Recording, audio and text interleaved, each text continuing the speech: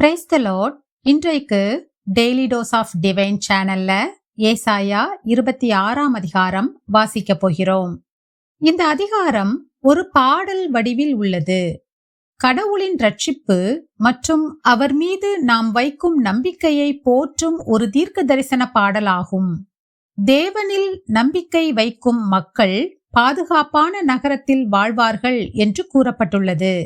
நீதிமான்களும் துன்மார்க்கர்களும் வேறுபடுத்தப்படுவார்கள் என்றும் குறிப்பிடப்பட்டுள்ளது.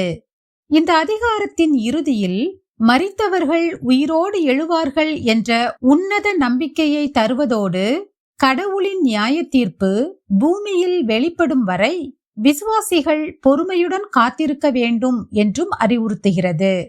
இப்போது ஏசாயா 26ஆம் அதிகாரம் வாசிக்க கேட்போம்.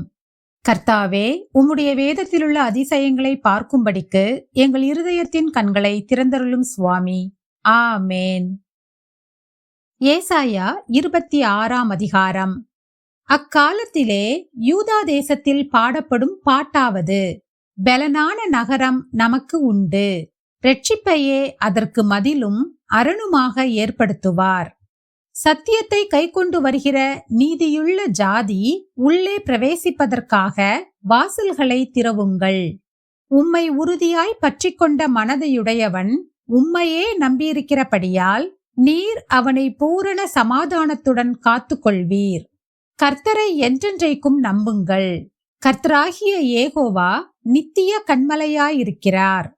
அவர் உயரத்திலே வாசமாயிருக்கிறவர்களையும் கீழே தள்ளுகிறார், உயர்ந்த நகரத்தையும் தாழ்த்துகிறார். அவர் தரை மட்டும் தாழ்த்தி அது மண்ணாகு மட்டும் இடிய பண்ணுவார். கால் அதை மிதிக்கும். சிறுமையானவர்களின் காலும் எளிமையானவர்களின் அடிகளுமே அதை மிதிக்கும். நீதிமானுடைய பாதை செம்மையாயிருக்கிறது. மகா நீதிபரராகிய நீர் நீதிமானுடைய பாதையை செம்மைப்படுத்துகிறீர். கர்த்தாவே, உம்முடைய நியாய தீர்ப்புகளின் வழியிலே உமக்கு காத்திருக்கிறோம். உமது நாமமும் உம்மை நினைக்கும் நினைவும் எங்கள் ஆத்தும வாஞ்சையாயிருக்கிறது. என் ஆத்துமா இரவிலே உம்மை வாஞ்சிக்கிறது. எனக்குள் இருக்கிற என் ஆவியால் அதிகாலையிலும் உம்மை தேடுகிறேன். உம்முடைய நியாய தீர்ப்புகள் பூமியிலே நடக்கும்போது பூச்சக்கரத்து குடிகள் நீதியை கற்றுக்கொள்வார்கள். துன்மார்க்கனுக்கு தயை செய்தாலும் நீதியை கற்றுக்கொள்ளான். நீதியுள்ள தேசத்திலும் அவன் அநியாயம் செய்து கர்த்தருடைய மகத்துவத்தை கவனியாதே போகிறான். கர்த்தாவே, உமது கை ஓங்கியிருக்கிறது. அவர்கள் அதை காணாதிருக்கிறார்கள். ஆனாலும் உமது ஜனத்துக்காக நீர் கொண்ட வைராகியத்தை கண்டு வெட்கப்படுவார்கள். அக்கினி உம்முடைய சத்துருக்களை பட்சிக்கும். கர்த்தாவே, எங்களுக்கு சமாதானத்தை கட்டளையிடுவீர். எங்கள் கிரியைகளை எல்லாம் எங்களுக்காக நடத்தி வருகிறவர் நீரே. எங்கள் தேவனாகிய கர்த்தாவே, உம்மை அல்லாமல் வேறே ஆண்டவன்மார் எங்களை ஆண்டார்கள். இனி உம்மை மாத்திரம் சார்ந்து உம்முடைய நாமத்தை பிரஸ்தாபப்படுத்துவோம். அவர்கள் செத்தவர்கள் ஜீவிக்க மாட்டார்கள். மாண்ட ராட்சதர் திரும்ப எழுந்திரார்கள். நீர் அவர்களை விசாரித்து சங்கரித்து அவர்கள் பேரையும் அழிய பண்ணினீர். இந்த ஜாதியை பெருக பண்ணினீர். கர்த்தாவே, இந்த ஜாதியை பெருக பண்ணினீர். நீர் மகிமைப்பட்டீர். தேசத்தின் எல்லை எல்லாவற்றையும் நெடுந்தூரத்தில் தள்ளி வைத்தீர். கர்த்தாவே, நெருக்கத்தில் உம்மை தேடினார்கள். உம்முடைய தண்டனை அவர்கள் மேலிருக்கையில் அந்தரங்க வேண்டுதல் செய்தார்கள். கர்த்தாவே, பேறுகாலம் சமீபித்திருக்கையில் வேதனைப்பட்டு தன் அம்பாயத்தில் கூப்பிடுகிற கர்ப்பவதியைப் போல உமக்கு முன்பாக இருக்கிறோம்.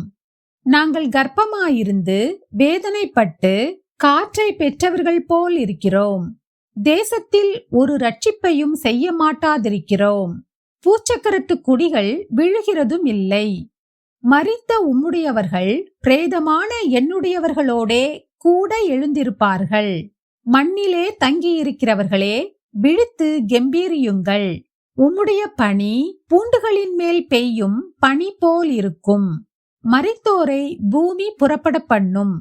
என் ஜனமே, நீ போய் உன் அறைகளுக்குள்ளே பிரவேசித்து உன் கதவுகளை பூட்டிக் கொண்டு சினம் கடந்து போகும் மட்டும் கொஞ்ச நேரம் ஒளித்துக்கொள்.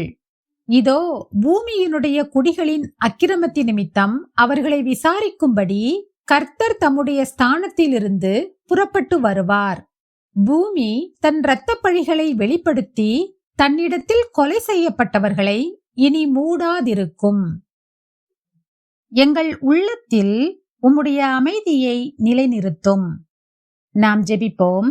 அன்பின் பரலோக பிதாவே, இந்த அருமையான காலை வேளையை தந்ததற்காக உமக்கு நன்றி ஏசப்பா. உம்முடைய வசனங்களை தினமும் வாசித்து ஜெபிக்கும் பிள்ளைகளுக்கு உம்முடைய தெய்வீக சமாதானத்தையும் சந்தோஷத்தையும் நீர்தாமே கொடுத்தருள வேண்டுமாறு ஜெபிக்கிறேன் அப்பா.